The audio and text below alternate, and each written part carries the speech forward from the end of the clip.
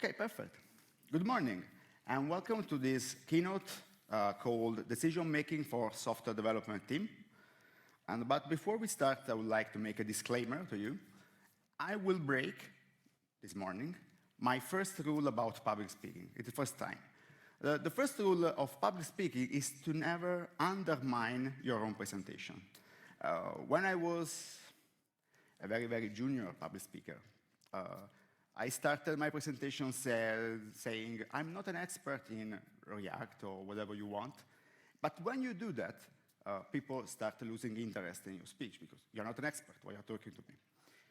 But today, it will be a little different. I will not say that I'm not an expert. I will say that it's very hard to be an expert on this topic.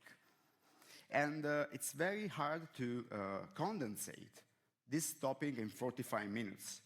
So I'm sorry for you, but probably you will leave this room with more question than answer.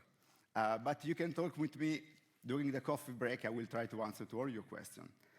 The second rule is to present yourself at the end of the speech, because if you don't have time to present yourself, you can just go away. So the second rule I will keep true today. So let's start with why. Why you should listen to me today. Why decision-making for software developer is a very, very important topic today. Okay, so let's imagine a scenario. It's Monday morning. You are sitting on your desk, you are taking your laptop, and you start programming at your office, at your home, whatever you want. What we think we do when we code is actually to type on our keyboard.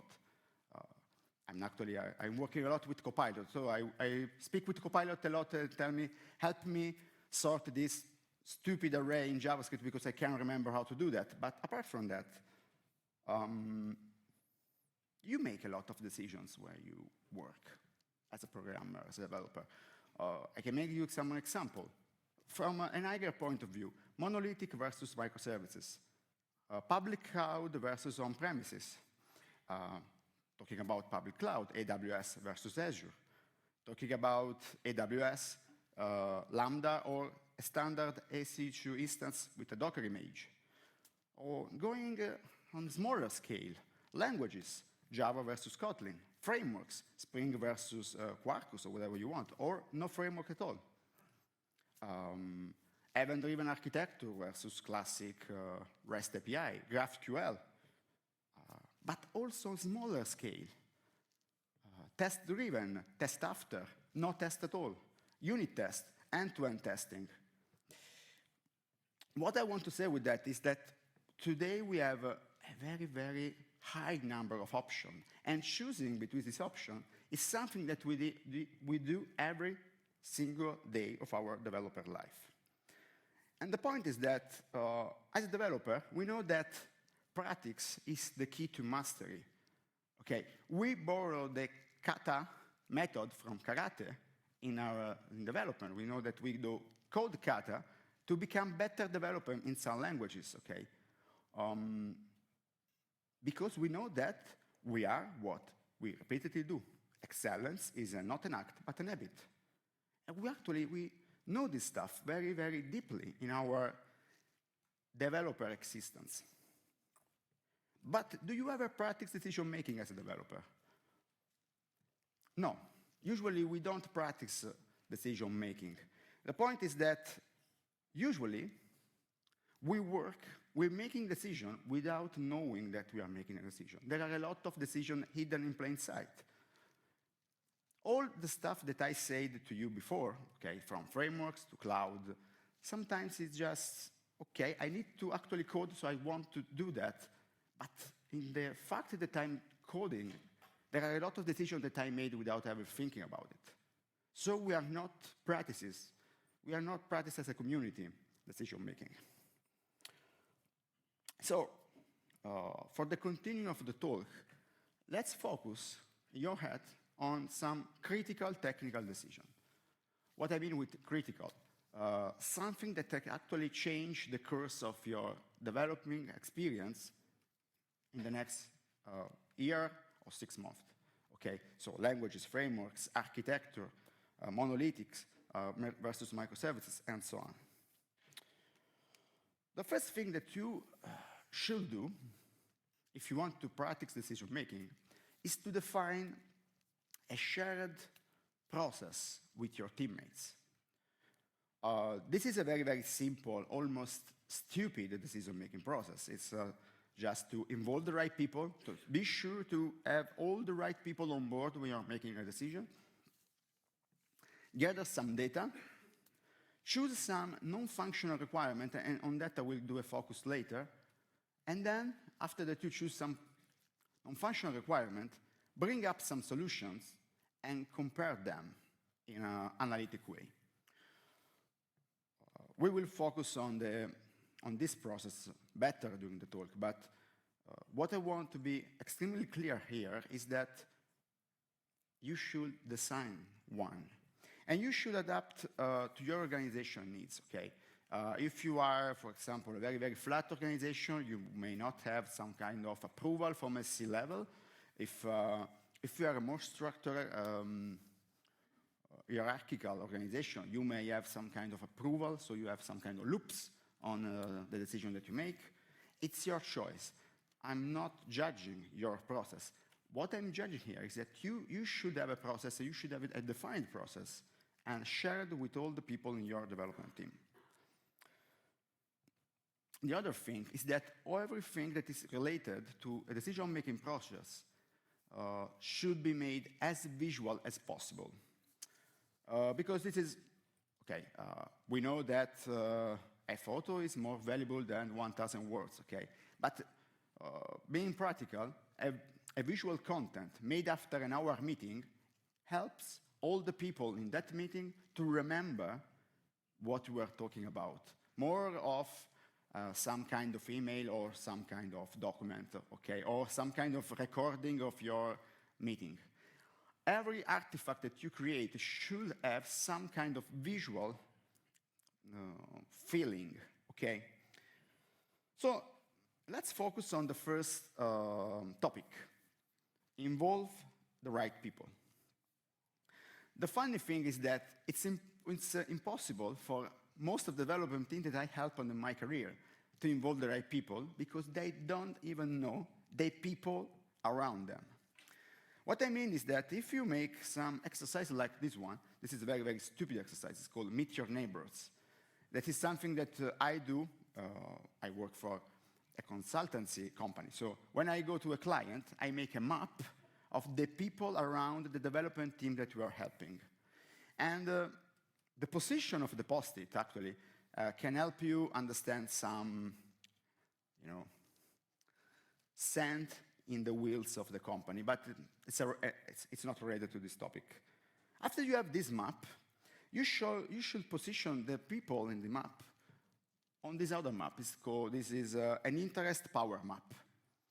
So, for example, in this scenario, the CTO have a very, very low interest in the product, but a very, very high power on the product that we are developing. On the other hand, customer support has not so much power, okay, they are not C-level, but they have a very, very high interest in the product. This map can help you understand what are the people to involve when you are making a decision. How you can do that? Well, you should focus on the impact of your decision, okay? Choosing a naming convention for your variables has a very, very small impact. Choosing to change from premises or to public cloud have a very, very huge impact. In other words, try to imagine a pond, or if you want a lake, you are in Lugano, and throw a stone in the pond. The bigger the stone, the bigger the waves. And that's the point. If you are launching a big stone, so you want to change a framework during development, probably the people to involve are a lot more if you want to just change a feature in your backlog. That's the point. So let's go over with the second phase, gather data. What kind of data do you need to make a critical technical decision? Well, I usually I usually focus on three main areas: the business needs of the company, the users that will actually use the software that we're building, and more in general, I try to build the context where this company is actually living, okay? The market, the people that are working within the company, and all the stuff. So let's start with business needs. When I help, as a consultant, sometimes I help teams to make critical technical decisions. And the first thing that I ask is, do you know the reason why of the product that you are building? You have two kinds of answers here. No, or yes. But when you ask, okay, yes, you know it, tell me, you have a lot of different answers from C-level to developers. It's very hard to have a common view of the reason why of your product. So a simple exercise that you make is called elevator pitch. It's just to fill the gaps, okay? It's not so easy, okay? You need some facilitator perhaps to do that. But you need to fill the customer type, the need or desire, the product or feature, market category, and most importantly, the key benefit. I just show you an example. For a young student with no steady income who want to measure money, Acme Easy Bank is a mobile app that helps you navigate banking complexity. I can assure you that just with this phrase, you can get a lot of technical information that are useful to you. And I will make a simple example. If your key benefit is to navigate banking complexity, you need to invest a lot in two things: UX research. And the second one is a top-notch mobile application. With top-notch, I need to say that is to be flawless, okay? So probably, you have two information. The first one is that if you need some kind of budget for UX research. So if you know that you have, I don't know, $1 million to do the project, you know that a part of the budget should go on user research. The second thing that you can extract from this is that you probably need a native mobile application. Because if it needs to be top-notch and performant, and it is your key benefit, follow my force here, it's your key benefit. So the fact that your app is working well is why people are choosing your product. So probably you can't rely on anything that is not two different code bases for iOS and Android. What consequences these are? There are consequences on the hiring side, but there are consequences also on the technical side, because your budget has a UX part, and your budget has a huge mobile part. So what is telling you about your backend? That you have not so much budget as you probably thinking. On the other hand, if your key benefit is something else, for example, that it's not to navigate complexity, but it has not hidden cost, for example, well, you may say, okay, I can rely on some framework for mobile application like React Native. I can lose performances, for example, if needed, and then I have more budget for backend development. This is something that it's very hard to spot at the beginning, but after a while, you become accustomed to this kind of reasoning based on business needs of your company. Another simple exercise that is very, very, very easy to do, and you gain a lot of value from it, is called Tradeoff Slider. It's simple at words. Just sort the 4 items in the list. It's easy.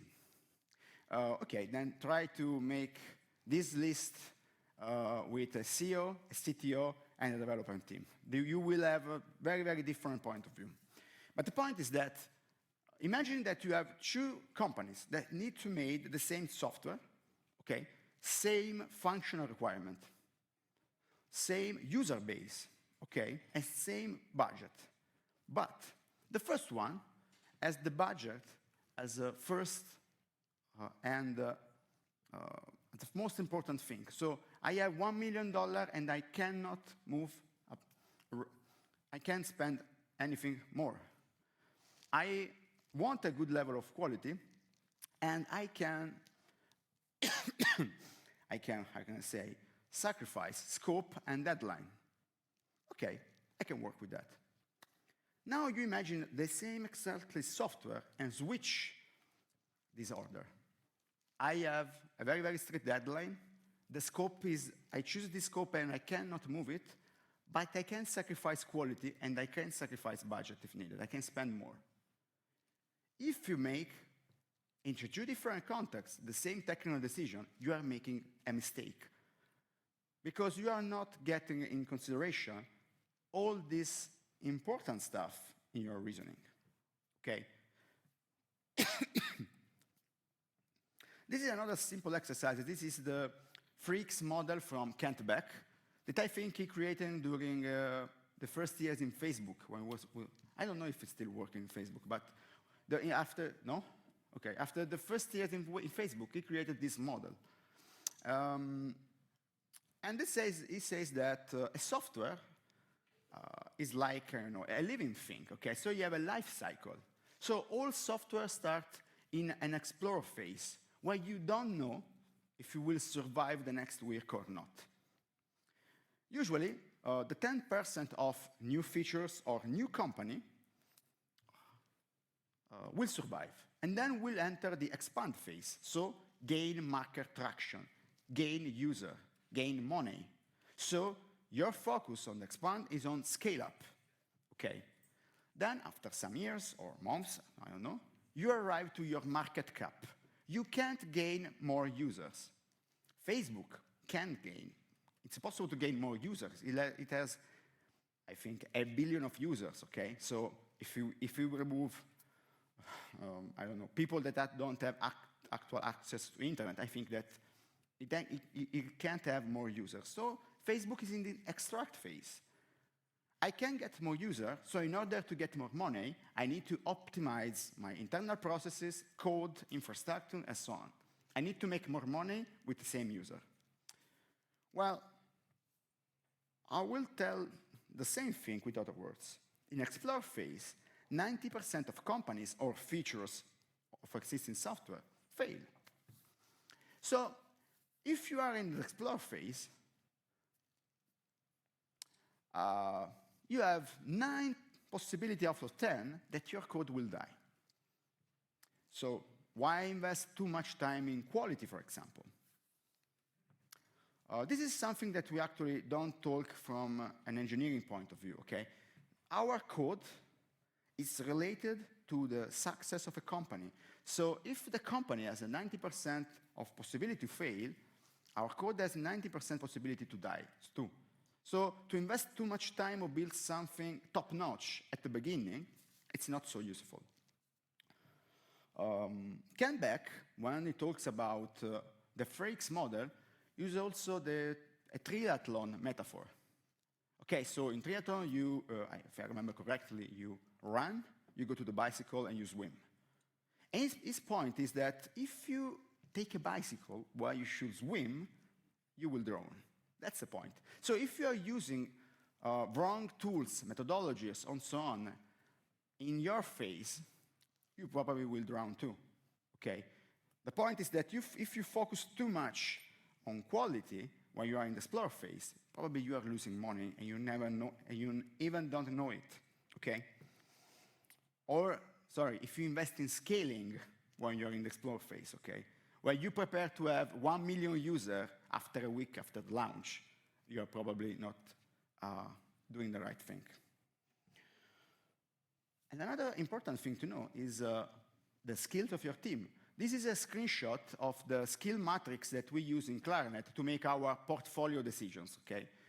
But I can assure you that when you have a large team, okay, a team larger than a room, for example, probably teammates doesn't know the skill of other teammates. So to have some kind of visual tool that can tell you that I am really strong in JavaScript frontend, quite strong in JavaScript background, not so strong in C#, and so on. It's very helpful to also not take some kind of exotic decision. What I mean with exotic, imagine this scenario, and I'm talking about real stuff that happen in our customer teams. You have a lot of developers with a Java background. Then a new CTO arrives, and they said, you need to work with functional programming because we work with banks, we need to be top-notch on the data that we manage. We should work with Elixir. It doesn't go well, usually. The point is that knowing the background of your developers, it's quite important when you are making a decision because you need to know the background of your developers, okay? We call them programming languages because they are deeply tied to our way of thinking, okay? I was talking yesterday during the speaking dinner, to work in JavaScript is completely different to work in Java because you think in a different way. And I worked with both languages during my career. So to know that the current status of your team is quite important before making a critical decision. And then you have UX research. One of the main topics that you need to gather data to is UX research. What kind of information you can take from UX research? I can make a simple, stupid example, but it's both funny, but also, I think, can give you some thoughts about it. Imagine that you have a software, and your UX research says that the main users of your software are some elder people, like my grandma.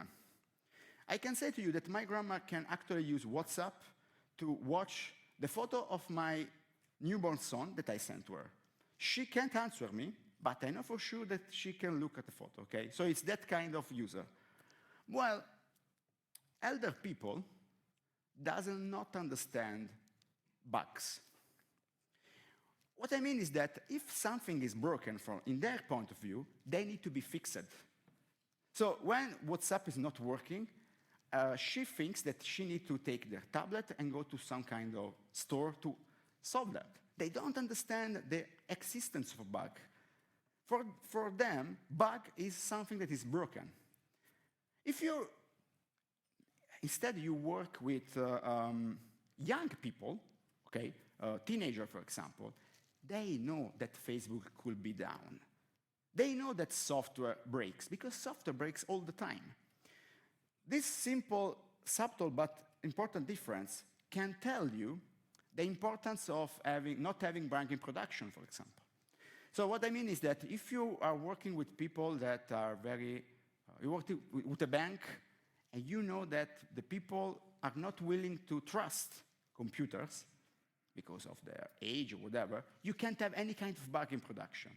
If you're working with teenagers, they know the stuff breaks. Go on with that. Okay, that's the point. Of course, if you have some kind of continuous deployment pipeline, and you can fix bug in production in small time. But if you have that, you can be a little more relaxed on some stuff. And this is something that you can get actually from UX research. And on that topic, a colleague of mine, Antonio Dell'Ava, I don't see him, I think that he's here, will give a talk this afternoon about UX research and collaboration between designer and developers. So if you're interested, go to see the talk. Okay, so we know the people that we need to involve. We gather some data to back up our options. We need to choose the most important non-functional required that we need to keep in consideration while making options. I think that you know that, but I want to be sure. What is a non-functional requirement? Well, I'm quoting Wikipedia here, and a non-functional requirement is a requirement that specifies criteria that can be used to judge the operation of a system rather than the behavior, okay? So the difference between non-functional requirement and functional requirement is that functional requirement tells us what a software should do. I need to create an e-commerce, blah, blah, blah. I need to create a chat system, blah, blah, blah. Non-functional requirement tell us how a software should be. This is a non-comprehensive list that you can find on Wikipedia of non-functional requirements. You have accessibility, accountability, effectiveness, portability. They are also called, more informally, ilities.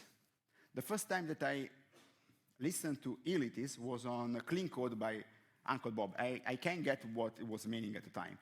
They are called ilities because, like you can see, they almost all stuff finish with ility, flexibility, credibility, and so on. So they're also called ilities. I will also give you some insight about them. This stuff, it's more important than functional requirement where you are making technical decision making. It's more and more important. And you know the funny thing, when you need to create a software, what do you usually have in hand to understand the problem? A bunch of functional requirements. If you're lucky, they are in some form like a user story. If you're not lucky, you have just a bunch of paper that tell what the software should do. But how the software should be, it's always a gray area, okay? They say it should be performant, it should be easy to use, okay, but they are not so specific sometimes. I want to make an example about how much more important the non-functional requirements are to make a decision. Let's use this user story template to define a feature, okay? So we believe that impact by doing deliverable will lead to goal, okay? I think that this structure is taken from impact mapping from Goico-Eidrich. I'm not sure, but I think that it comes from that school. So, okay, this is just an example, okay? We believe that showing the platform by letting Max invite his friend will lead to having more users. So we have some kind of platform, I don't know, e-commerce, a bank, whatever you want. And we want to let Max to invite his friend in using the platform. And we believe that doing that will lead to have us more paying users, okay? Let's transform this post-it a little bit. We believe that showing the platform by letting Max invite his friend will lead to have more paying users in less than 2 seconds.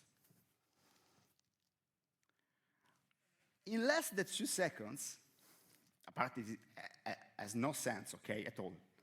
It's something that I want to force on you. But if you think about it, the last part of the phrase, it's a non-functional requirement. It's not telling me what I have to do. It's telling me how I have to do that. It's giving me more information about how I have to do that, what decision I have to make. I'm not sure what kind of information I can take from that. I have perhaps performances, perhaps user experience, I don't know, easy to use, okay, something like that. But it's actually giving me a lot of information. And now I have a question for you. Do you ever have this kind of information in your backlog? Probably not. So an exercise that you should do is also this one. Okay, you have that huge list of non-functional requirements, and that, as I said before, is not comprehensive. There are a lot more. If you look for non-functional requirement list, you can have hundreds of non-functional requirements. And now you have to choose some functional requirement to follow during your architectural decision. If you let developer to decide, gather, or stakeholder to decide, you will have 20 or 50 non-functional requirements because the application should be performant. Of course, it should be performant. It should be easy to use. Every software should be easy to use. It should have some kind of wow effect, but it also should be cost effective. Or I don't know, it also should be, we should have a high velocity, so our technology should have a good learning curve, and so on. Well, it's not working like that. The first thing that you have to do is to create some kind of meeting facilitated by someone, but you need to choose just 4 to 6 non-functional requirements. And when I facilitate this stuff, this is a This is taken from a real workshop that I facilitated. This is dot voting, okay? We made with Miro, something like that. I don't remember if, yes, it's Miro. You need to choose from 4 to 6 non-functional requirements. Because the more non-functional requirement you put inside your architectural decision, the less information you have. Okay. If you have 12 non-functional requirements and one of them is performances, yeah, okay, should be performant. Okay, thank you. But it's not saying to you any real information about making decisions. More importantly, when you choose your non-functional requirement, you need to define an ubiquitous language. Here I'm borrowing a concept from DDD, okay? But what I mean is that when you talk about effectiveness, every people in the room, for the C-level to the junior developer, should have in the head the same meaning of effectiveness. This is very, very important. Because when you talk with managers or C-level, they probably have a very different perception of some of these words. So it's important to create a small table where you have your 5 home functional requirements and a small definition shared between all the people in the room. And then you create this artifact. This is an exercise that I created some years ago. It's called Architecture Compass Chart. It has some rules to fill the graph, but I will not bother you right now. What is important here is that you should create some visual artifact that can link together the most important non-functional requirement. And the most important thing is that you should be able to create a story from this graph. What story I can take from this graph? Okay, I should tell something like, I'm improvising here, okay? All our technical decisions from now on should let us have the maximum level of interoperability, a very good amount of durability and usability, and if needed, we can sacrifice extensibility and testability. Also, even if they are important, because they are one of the 5 non-functional requirements that we decided to keep in consideration. This stuff is very powerful. If you have an office, I have some clients that they still have printed on the wall because they say, okay, every decision that I make should match with this compass. It's called compass for this reason. And it's very useful because it helps us remember the discussion. I can assure you that the discussion that leads to this graph are very, very harsh sometimes, okay? Because if everything is important, okay, imagine a graph where everything is if it's 5 points, it's not giving you information. The information is is in the differences. It's in the shape of this kind of graph. Okay, so let's review the process. We know that we have the right people on the table. We gather the data that we need to make some kind of sense-making of our problem, of our context, of the people that we are trying to help with our software. We distill this data in a bunch of non-functional requirements. We are ready to compare a solution, to create some options and to compare solutions. I can make an entire talk just about this topic, so I will just give you the 2 extremes of compare solutions, okay? You can use a quick,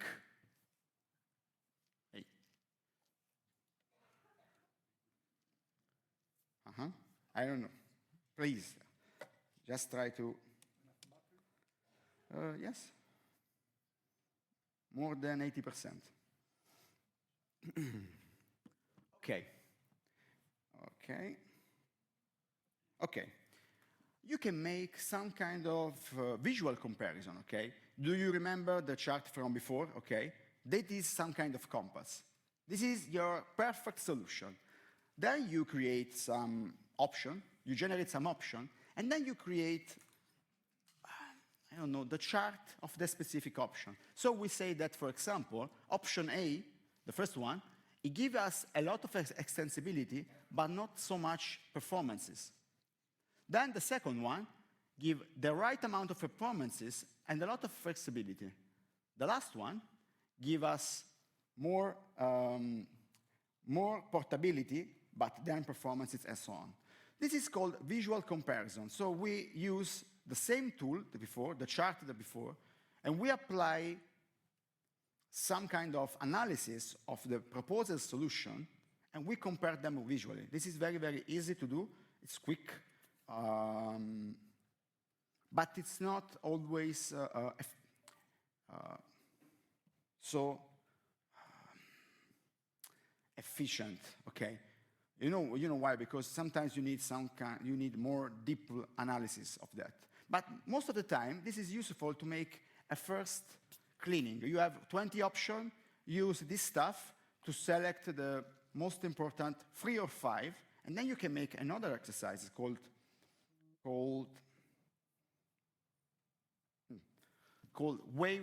weighted ranking.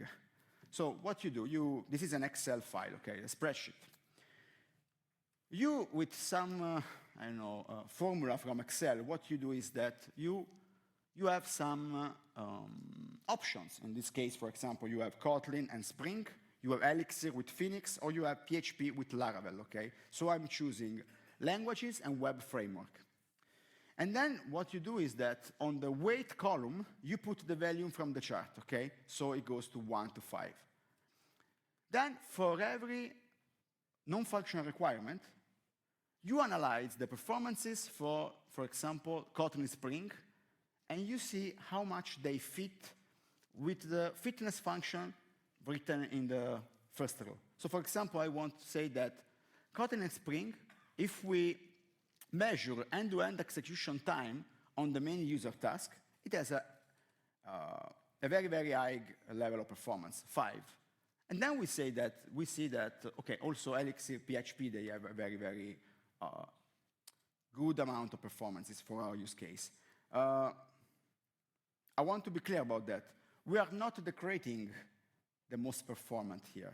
We are just decorating how much performant they are given our target, okay? So perhaps it's probably that Kotlin and Spring, it's more performant than PHP and Laravel, perhaps. But the point is that over some target is not important, okay? It's just a rumor. It's just noise about in our analysis. And then you do the same thing with all the other non-functional requirements. Learning curve, maintainability, reusability, and integrability. So you make a weighted ranking because you simply, you multiply 5 for 2, blah, blah, blah, and then you have a number. The item with the highest number is your decision, it's your option. This is usually more useful because you need some kind of POC to test some solution. So what I can suggest to you is to use a very, very simple tool to just remove all the options that are out of scope. And then use some deep focused tool like this one to choose when you have 2 or 3 options, and to be sure that everyone is on board on why we are choosing that. Because if we have this file or it's some other form, I will put them, a link to them in the GitHub repo. Because everyone should remember why we choose Kotlin or Spring, so they can't say, if we worked with Elixir or Phoenix, it was better. No, it was not better. Because we decided, based on this stuff, that we agreed upon that it was an important thing. Then we can be wrong, it's not the point. The point is that we made a mindful decision with a standard and defined process, okay? Okay, the last thing that I want to say is that I tell you the process of making a decision, but I haven't said to you who should make the decision. The boss or the team, for example. There is not easy answer. I will very, very quick. The most important thing here is to be clear on who should make the decision. And this is a tool called Delegation Board by Jürgen Appelo. And Appelo divides the decisions on several levels of delegation. In this case, it's from the CTO that has the power to make all the technical decisions in the company. I'm talking about a hierarchical point of view. And then you have several levels of delegation. The first three, tell, sell, and consult, are three different nuances of the CTO decide. Then you have the level 4 is agree. It's we all have to agree in a democratic way. And then you have 5, 6, or 7, where the team decide, and the CTO is less and less involved while we are going to the 7. So this is a map of how a team should relate to a CTO when working on making a decision, Another way to see this stuff is that you can actually map your decision on this kind of chart. You have the impact of your decision. Do you remember the ripple effect? And then you have the reversibility of your decision. So the higher level reversibility, it's easier to reverse, okay? The lower level reversibility is that we cannot change it after we choose. You can divide that in these 5 areas, and what I can suggest you is to define a level of delegation for every area. And when you have to make a decision, you can just position it on this chart and say, okay, I should go with agree on this stuff. And talking about agree, this is another topic, because this meeting will end when we all agree, and probably it will never end. So don't underestimate agree level, and make some thought about it when you start a meeting when everyone should agree. But I will not talk about that because it's another very, very interesting but very, very long topic.